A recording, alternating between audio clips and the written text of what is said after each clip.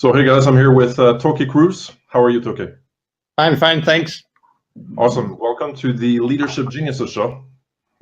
Thank you very much. All right, so I'll give your intro so that people know a little bit who you are, and then I have a few questions for you here, and then that'll be it. That'll be pretty short and sweet. Okay, let's get started. Cool. So Toke Kruse is energetic, executor, and idea accelerator. He has written 7 books about entrepreneurship, and one is about how to build a great team for your startup. The book is called A Players. He has been an entrepreneur since 2001 and is still pushing things forward in order to make things easier for small businesses across the globe. His 2 companies in the US are slideshop.com and billyapp.com. Again, welcome to the show. So the first question I have for you is, can you tell us a little bit about your background, your journey? Yeah, sure. I started as an entrepreneur around 15 years ago, and I've been writing 7 books, as you said. So my focus has always been on making complex things easier.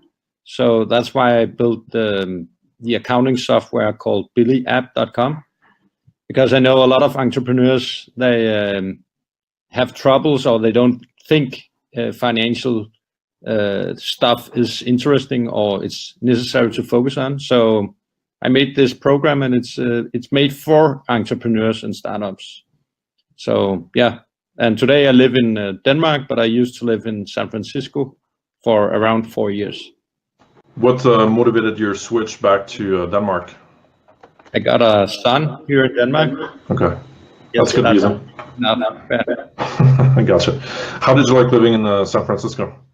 Oh, it's a real great city to live in, especially as an entrepreneur, because you have all the big startups around you, and you can feel the vibes, and lots of great people around you, and the weather is quite nice, especially compared to the Danish. So yeah. Awesome. So where is your focus currently? I know you have several businesses. You mentioned 2 in the US. You have some other businesses. What businesses are you focusing on right now and working on? Today I'm focusing on another company called Skanned.com, SKANNED.com, which is a service where you can take a receipt, and then as a photo, for instance, and then you can drag out all the data from the receipt and validate it and make sure it's correct, and then you can push it into your accounting software. So I've been spending around 3 years building this algorithm and all the software behind, and we just launched it a few months ago. And then I'm spending time on billyapp.com, where I have a CEO called Joshua, and he's pushing the American market forward for that company.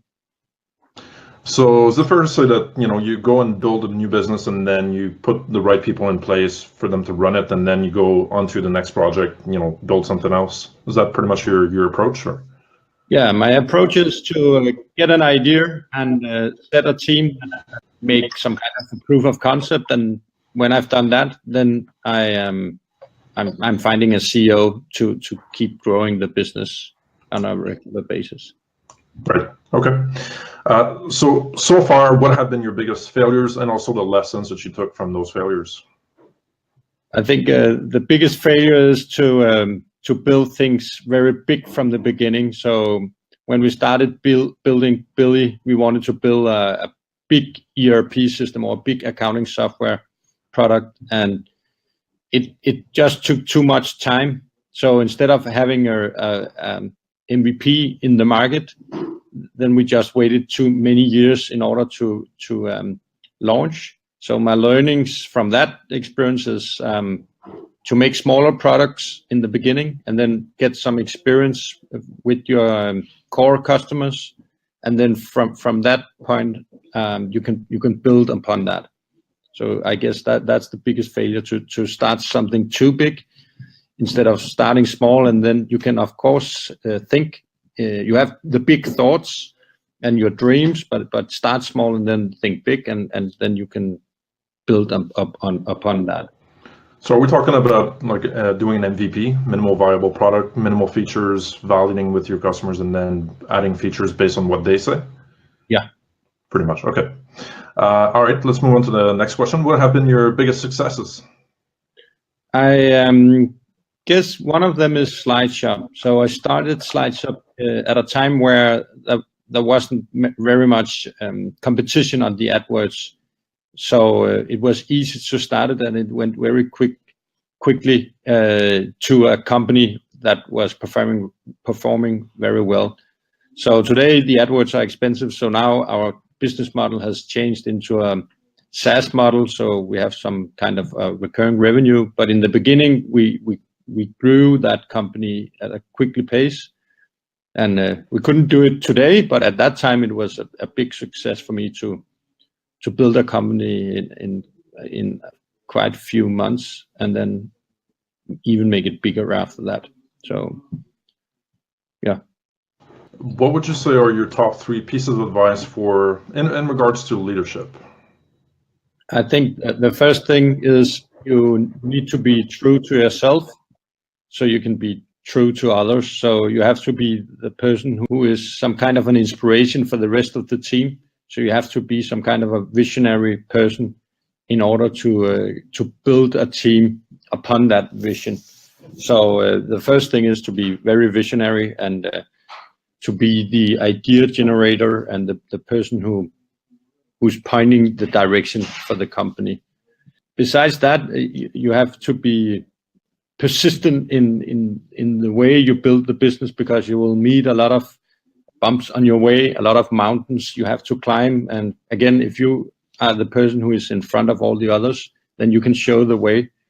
So again, you need to be a strong leader, and you have to be a big inspiration to people. Then you can build a great team. So if you can't build a great team, you can't do it yourself, then you practically don't have a company with a high success rate. So an inspirational leader, and a leader that wants to do some of the hard work and be the first one to do it and to point the direction. That's 3 things that I believe is very important as a leader, especially in a startup where a lot of new things happen.